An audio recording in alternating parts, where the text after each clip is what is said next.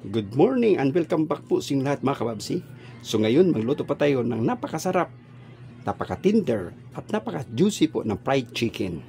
So ngayon ituturo ko sa inyo ang secret recipe po sa paggawa ng fried chicken. Tayo na at umpisahan na natin sa pagluluto.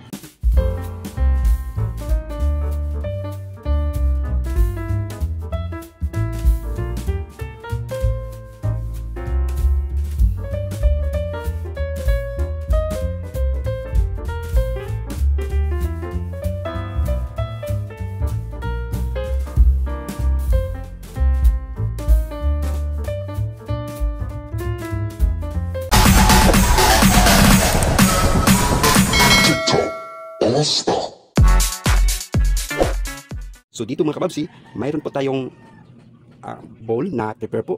Mayroon po tayong isang tasang water o tubig. Mayroon po tayong chili powder, black pepper, nor cubes, which is chicken po ang ginagamit natin. Mayroon tayong 4 na cloves po na garlic. Mayroon tayong 1 tablespoon na asin at saka slice po na chicken. So imimix natin ito mga kababsi sa ating mixing bowl para i-brine po natin ng 30 minutes po. Okay? So first po, ilagay po natin ang isang tasang tubig sa ating mixing bowl para i-brine po natin yung chicken ng 30 minutes. At pagkatapos, maglagay po tayo ng asin.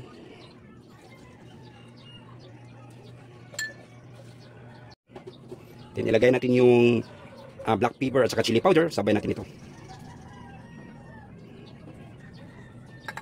Then ilagay din natin ito ang ating nor cubes na chicken broth.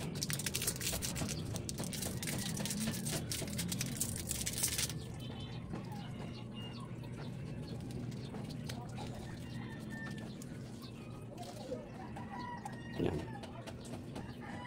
Hinihiwain din natin ito yung garlic po mga kababsi.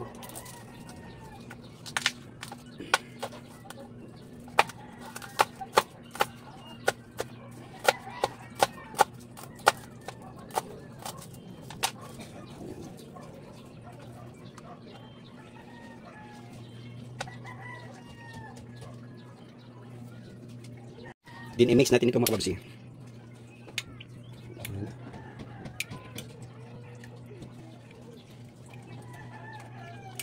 So i-mix natin ito patandahan bago natin isalang yung pira-pirasong chicken. So itong soup po or tinatawag nating brine po ng chicken, gawin natin ito ng gravy po. No? Ito yung instead of water yung ilagay natin, ito yung gawin natin isalang doon sa gravy. So yan. So pwede din yung gagamitin yung mga kababsi yung chicken powder instead of cubes. So kasi wala akong chicken powder, so cubes lang ginawa ko.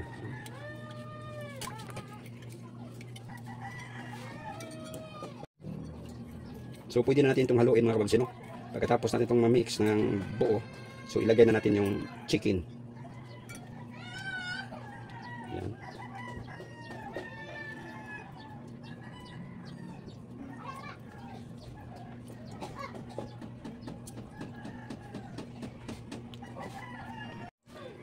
At pagkatapos nito mga kababsi, takpan natin ito ng ating plastic wrap po. At i-refrigerate natin ito ng 30 minutes or overnight.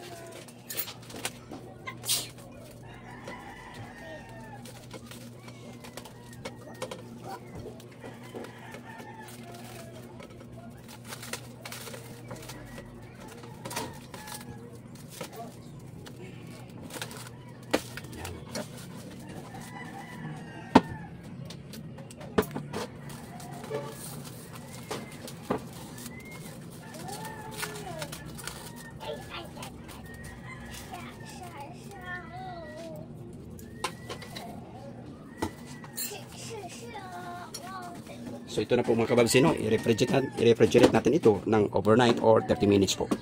So ito na po mga kababsi, no, ang sangkap po ng ating breading mix. So first, i-introduce po natin itong half cup po na cornstarch. Mayroon po tayong 1 cup of all-purpose flour. Mayroon din tayong mix po na original at saka spicy na crispy fry. So 1 cup po ito. So mayroon pa tayong chili powder. Mayroon din tayong 1 tablespoon ng chili powder, 1 tablespoon ng paprika. Mayroon din tayong 1 tablespoon na black pepper, mayroon tayong 1 tablespoon na garlic powder, At saka mayroon din tayong seasoning powder na 1 tablespoon at saka 1/4 po na teaspoon ng salt. So, pagkatapos ng mga kababsi, ihalo po natin ito para i-combine natin ito para gawin nating breading mix po sa ating fried chicken. So, first, ilagay natin yung 1 cup po ng all-purpose flour.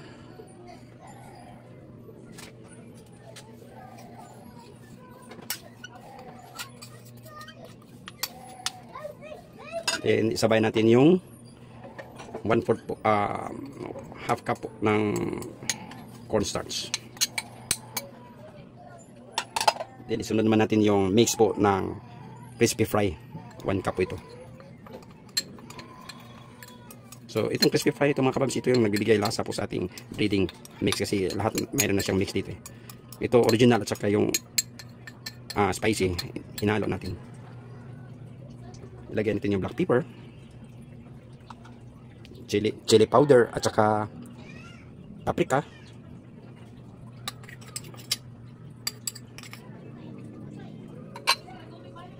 garlic powder,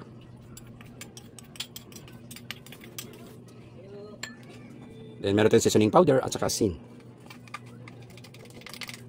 So i-mix natin ito mga kabs, no?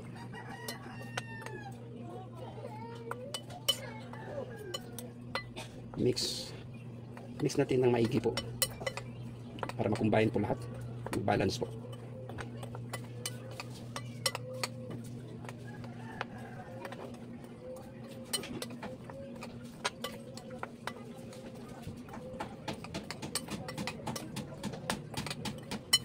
So nahalo na po natin mga kababs, yung breading mix natin. So ang sunod po is mayroon pa tayong isang ibang proseso po na gagawin natin dito. So ito na po mga kababs, so pagkatapos natin ma-brine ang ating chicken, i-transfer natin ito sa isang bowl po mga kababs.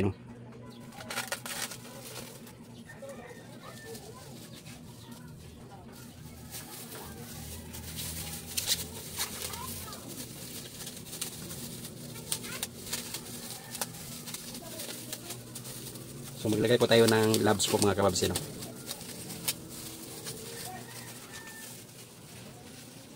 Okay, itaktak lang natin itong mga kababs para hindi siya butiring yung piraso po ng chicken. Din yung sabaw po o brine po ng chicken mga kababs, gawin po natin itong gravy. So ito yung i-mix natin sa gravy.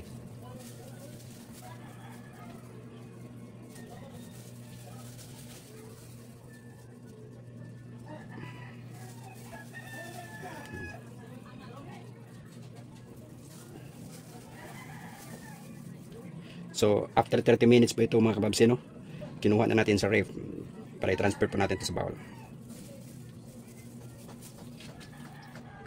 So, yung broth po o sabaw po ng brine po ng chicken po natin, i-keep muna natin ito. I-set aside po natin ito mga kababs, para gawin natin itong gravy. So, ngayon po mga kababs, so haluin natin ito ng kalamansi po.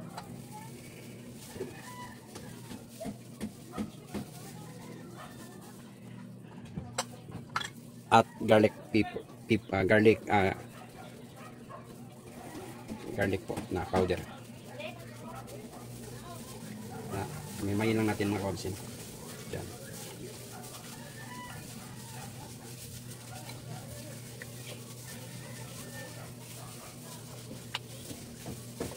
So ang purpose po ito mga kababs para magdagdag po lasa ng ating chicken. Then maging juicy din yung chicken natin dahil sa calamansi juice po. So, ito po yung secret recipe po namin. Yung iba maglagay sila ng suka, pero sa atin is calamansi juice. Pure po siya. Yan. At dito naman mga kababs, magawa po tayo ng pandiping po sa ating chicken. So mayroon po tayong 1 cup of water, mayroon po tayong breading mix po, 1 cup po siya. Mayroon din tayong garlic powder, half of calamansi juice, at saka 1 egg po mga kababs. So haluin na natin mga kababs.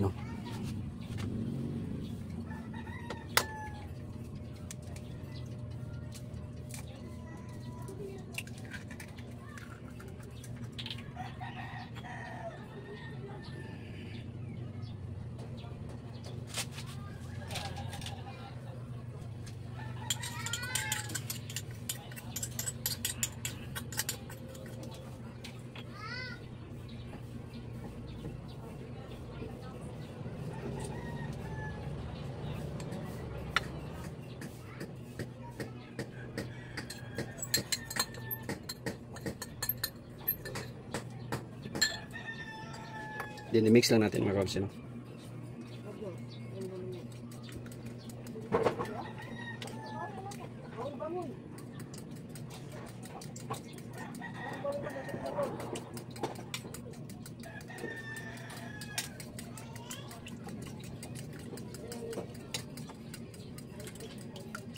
Ito yung tama po ng mixing po niya mga kababs. Hindi siya masyadong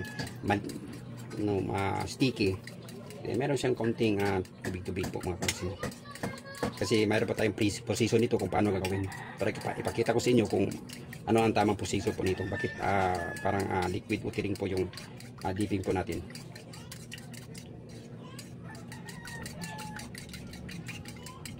Mix lang natin ako.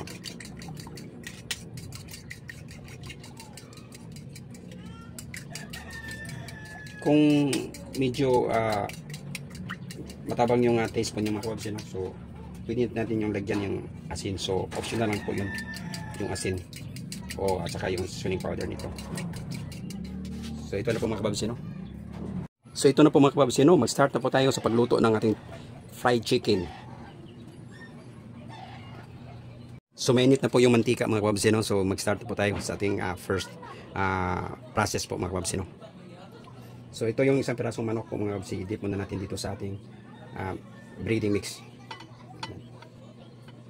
Yan siya. Make sure is lahat po siya na lagyan ng breading mix po mga kababs. Bago natin i-dip dun sa ating dipping po na liquid. So tak-tak na natin ito mga kababs. So lagay natin dito. Yan. Pagkatapos nito mga kababs, no? So, balik na natin dito. Lagyan natin ang breading mix. Yan. Bago natin isalang sa kawa.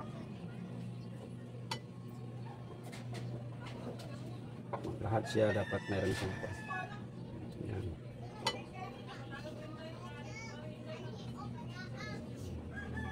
Tak-tak natin ito mga kababs, no? Lagay natin ito sa kawa.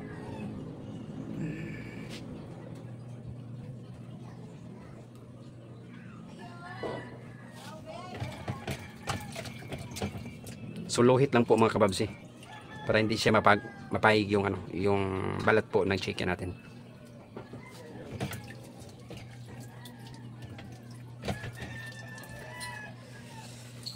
So ganun lang po siya kasimple mga kababs, no? Itom na natin siya i-dip. Lagyan ng breading mix.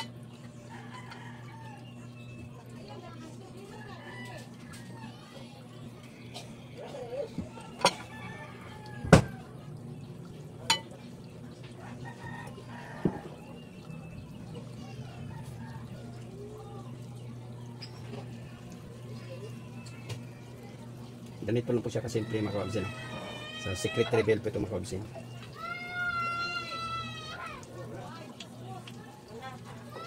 So ingay po ng mga bata po dito mga kababs.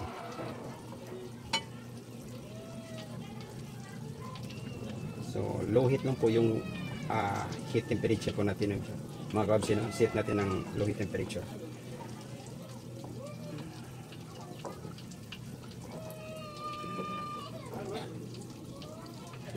Natin ito.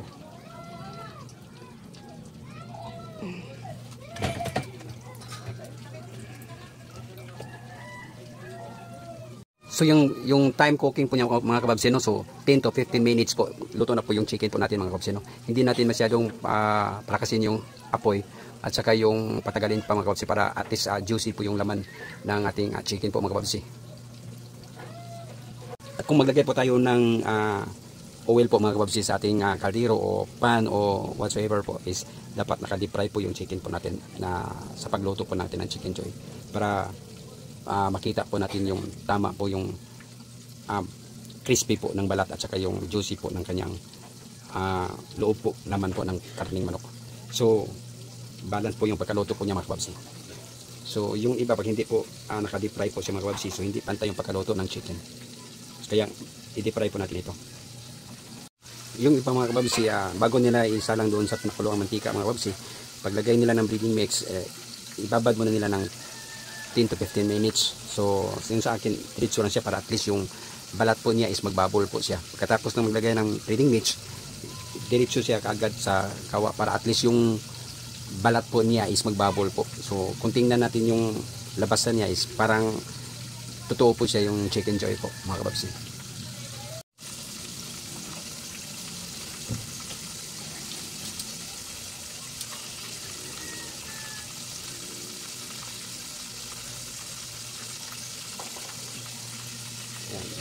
Balik natin ulit.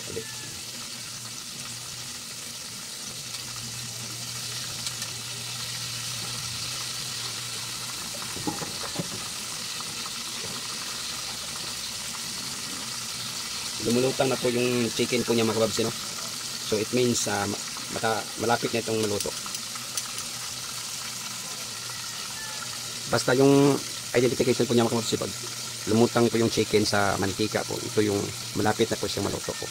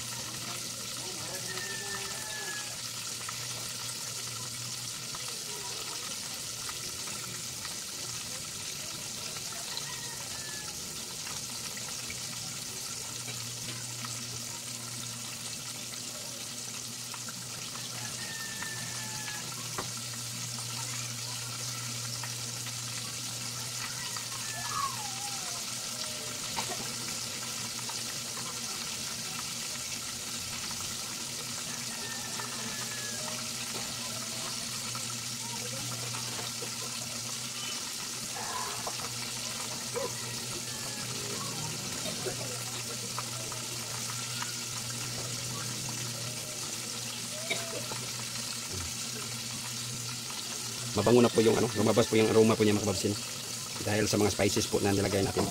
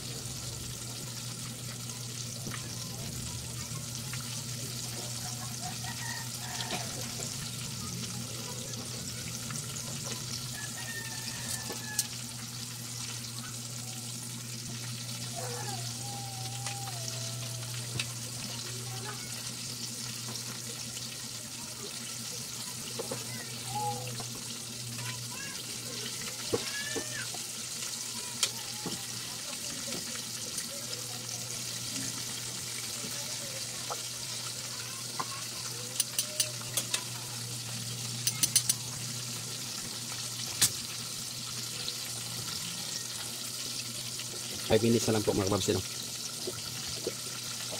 Lutong-luto na po ito. Pagka 5 minutes na po, 15 minutes, pwede na itong hainin po.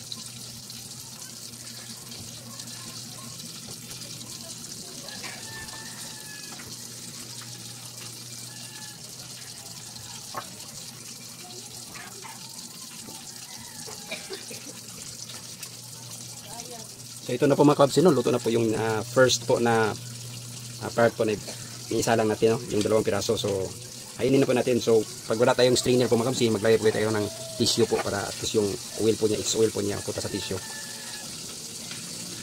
So, pwede natin itong hainin mga kabsi, no? Yan.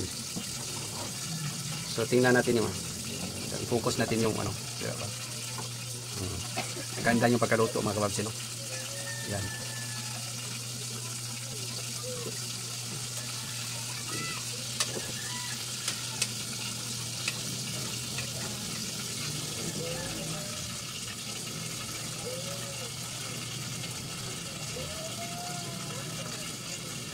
Ito na po yung drumstick po niya pagkaluto mga kababs.